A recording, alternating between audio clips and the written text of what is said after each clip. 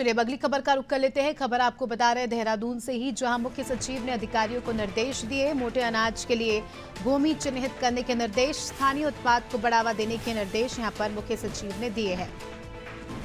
मोटे अनाज के लिए भूमि चिन्हित करने के निर्देश, मोटे अनाज को जिस तरह से जो है सरकार बढ़ावा दे रही है उसको लेकर अब अलग से भूमि चिन्हित की जाएगी, जिसके निर्देश यहां पर अभी दिए गए हैं। और क्या कुछ इस खबर की जानकारी है, जानने की कोशिश करेंगे। सोनू लगातार हमारे साथ जुड़े हुए हैं।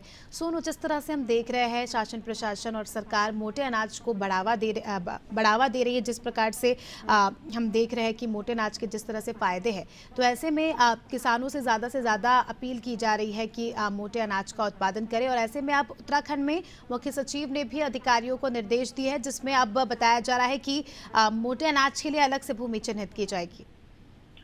देखिए, उत्तराखंड की विषम भौगोलिक परिस्थितियां हैं और पर्वतीय क्षेत्र है, तो ऐसे में जो यहाँ की भौगोलिक परिस्थिति के अनुरूप खास तौर पर मोटे अनाजों की पैदावार की जा सकती है, उसमें कैसे बढ़ोतरी की जाए और इसकी मार्केटिंग और इसको अंतर्राष्ट्रीय स्तर पर इसकी पहचान कैसे स्थापित की जाए, इस पर लगातार शासन प्रशासन सरकार का फोकस है। चुनाव से पहले की अगर हम बात करें तो उत्तराखंड में मिलेट्स महोत्सव का आयोजन किया गया था और इससे पहले उत्तराखंड में तमाम राज्यों के कृषि मंत्रियों ने एक मंच पर आकर के मंथन भी किया था कि उत्तराखंड में जो मोटे अनाजों की पैदावार है इसको कैसे बढ़ाया जा सकता है, क्योंकि पौष्टिकता के लिहाज से काफी अहम है।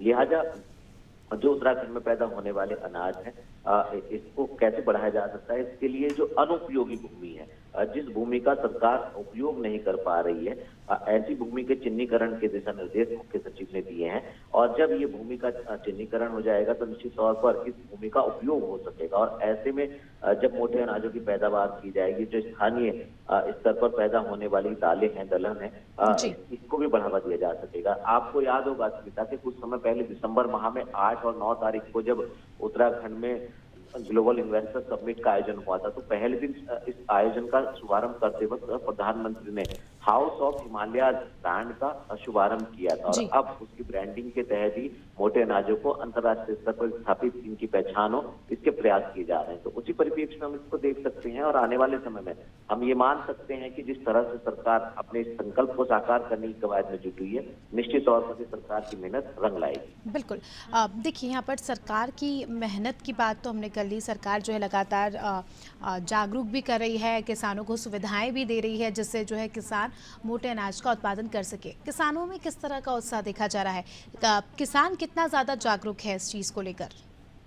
देखिए, ये अपने आप में एक बहुत अहम पहलू है, क्योंकि आप मोटे अनाज की पैदावार पर और उसको बढ़ाने की और उसकी ब्रांडिंग की तो बात कर रहे हैं, लेकिन जो किसान है वास्तव में किसानों का जो रुझान है इन अनाजों के उत्पादन में कितना है, इसके लिए एमएसपी जो है उसमें के दामों में भी पहले ही बढ़ोतरी की जा चुकी है।